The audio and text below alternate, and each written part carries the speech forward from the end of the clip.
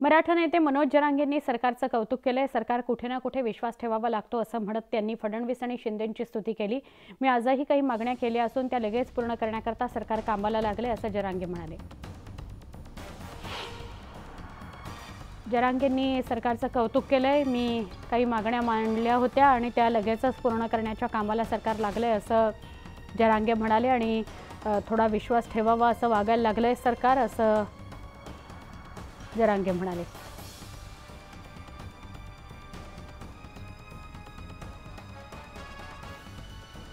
जरांगे पाटील यांच्याशी शिष्टमंडळ भेटून आलं होतं आणि त्यांना 1 महिना तुमचं आंदोलन स्थगित करा असं सांगण्यात आलं। त्यांनी ते ऐकलं देखील। मग ते हॉस्पिटलमध्ये गेले, उपचार करून घेत आहेत। दरम्यानच्या काळात सरकार ज्या मागण्या जरांगेंनी केल्या होत्या त्याच्या कामाला लागले आणि म्हणून हा विश्वास व्यक्त केला जरांगेंनी की थोडा सरकारवर विश्वास ठेवावा असं वाटतोय, कारण सरकार कामाला लागलेलं आहे।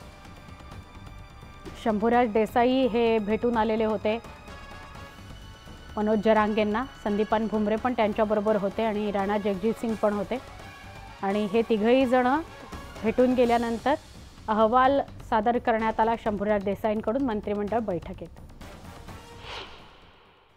दादा, काय नेमकी भेट होती? कारण उदय सामंत म्हणाल मी वैयक्तिक चौकशी करायला जातोय, पण बरीच बैठक या ठिकाणी बोलणं झालं नाही। सकारात्मक म्हणजे चर्चा किंवा सरकारवर तुम्ही जे म्हणलं की विश्वास आंदोलक नात्यानं ठेवावाच लागतो कोणीही असला तरी पण, परंतु कृतीत किती उतरतंय याला सुद्धा खूप महत्त्वाचं असतं। जे शंभूराजे साहेब काल परवापासून गेलेत किंवा 2-4 दिवसापासून गेलेत, त्यातलं जे त्यांनी सांगितलंय आणि जे डिटेल आपल्याला बी गुप्त माहिती आहे की नुसतं तेच फोनवर सांगतात असं नाही, गुप्त बी माहिती आहेत की शंभूराजे साहेब खूप काम करायले तिथून गेल्यापासून त्या विषयावर।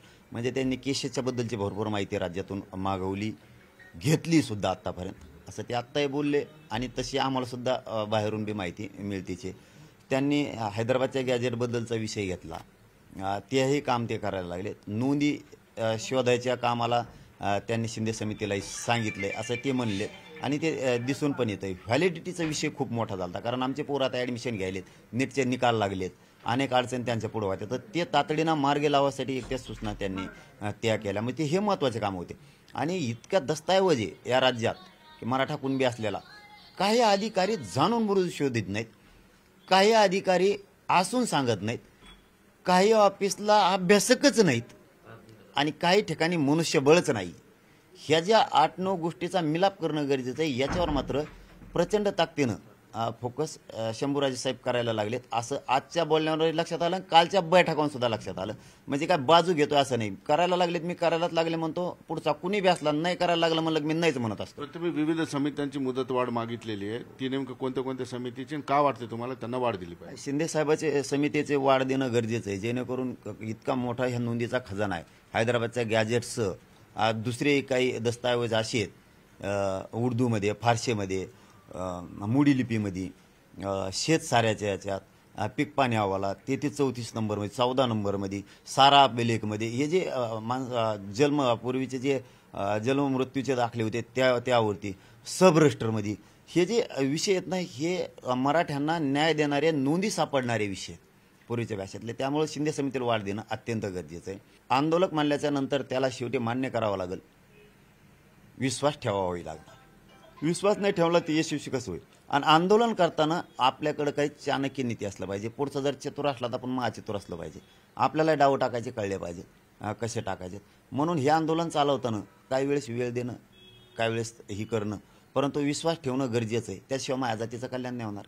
मी खास कोणाचा माणूस आहे तर समाजाचा, मी कोणत्या सत्ताधाऱ्याचा नाही, कोणत्या विरोधकाचा नाही, होऊ बी शकत नाही। त्यामुळे मला इथं प्रामाणिक राहणं माझ्या समाजाशी गरजेचं आणि मी समाजाला देणार, त्याच्याशिवाय मी यांना सोडित नाही तर विधानसभेला लयच फटफट होणार आहे। मग सुधीर जाधव सह सिद्धार्थ गोदाम, न्यूज 18 लोकमत, छत्रपती संभाजीनगर।